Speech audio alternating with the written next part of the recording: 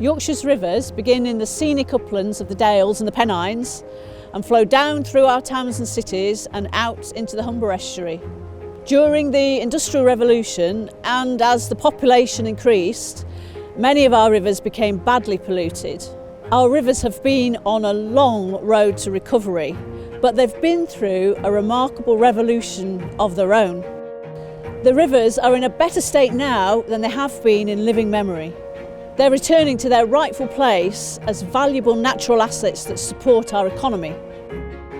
This is the story of our rivers and of the people working to renew them. The cities through which the river flows were built because of the availability of water, and did they use it and did they pollute it badly in the old days? Ever since the Norman conquest it will have been used for transport, Industrial Revolution, using the water from the river for mills.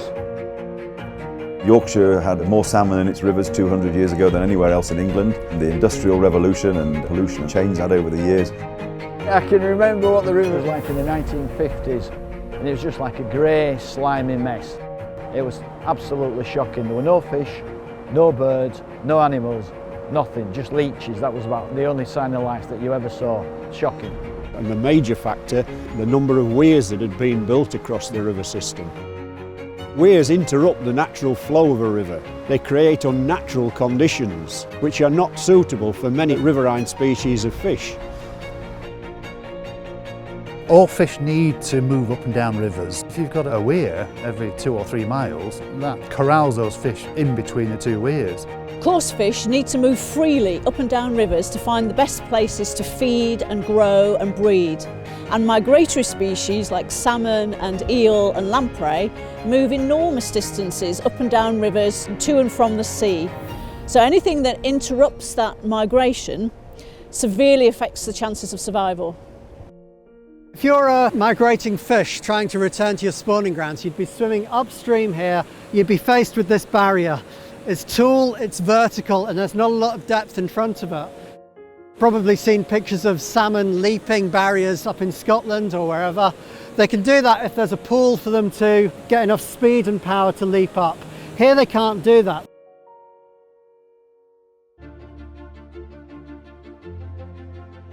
We began to look at opportunities to either remove weirs or to put fish passes onto those weirs to enable fish to move more freely.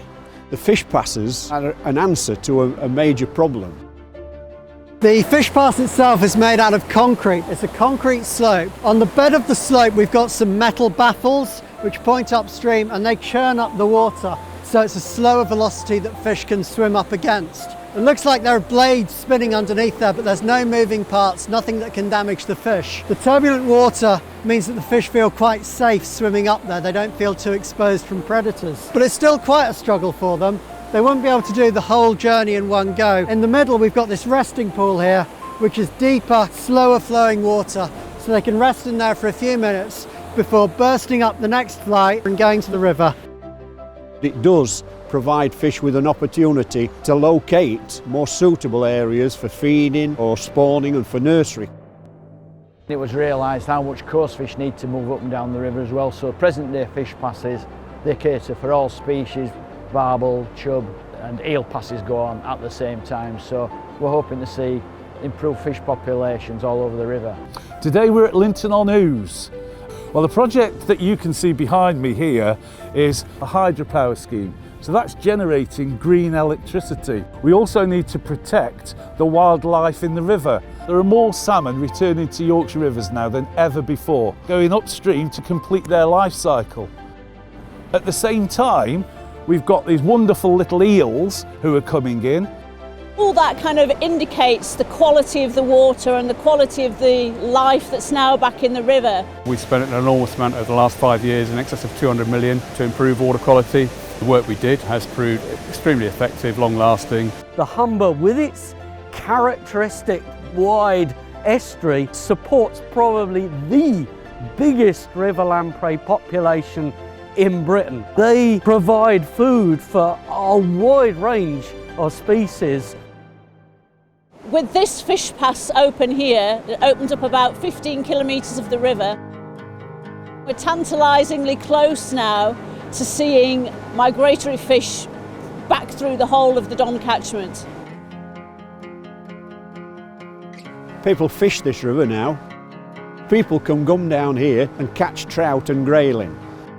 Along with the migratory fish returning, we will have larger populations of barbel and chub and eels. It should be a bit for everybody really. In terms of the economics, in Yorkshire alone, we have about 100,000 anglers, and they bring in to Yorkshire alone £2 million worth of income. That money gets invested back in the environment.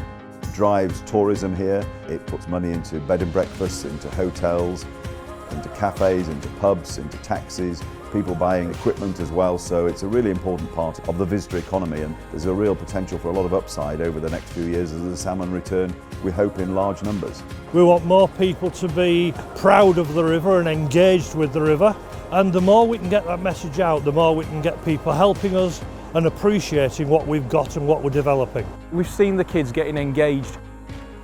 We're showing them what's under the water. They've probably seen this river every day of their lives, but they've never probably thought about what happens underneath. There's a whole world under there they need to be aware of. These children live on the River Aire, and it's just so exciting. When they meet people that are delivering and sharing their enthusiasm and knowledge, it's real and it's going to happen. Very exciting. We need to think about how our actions impact these species that are interacting. We need to think carefully about what we do and what happens. A minor miracle, and the thought of these other fish coming back that have been lost for hundreds of years is just absolutely amazing. I count myself as extremely privileged. I've been given the opportunity to help to transform this river system. We are in a position to be able to take action and transform not just the river, but the attitudes of people to the river, and that is vitally important. And it's up to us as individuals to change those attitudes. To make sure that everyone understands that duty that falls upon them to leave the environment in a better state for the next generation.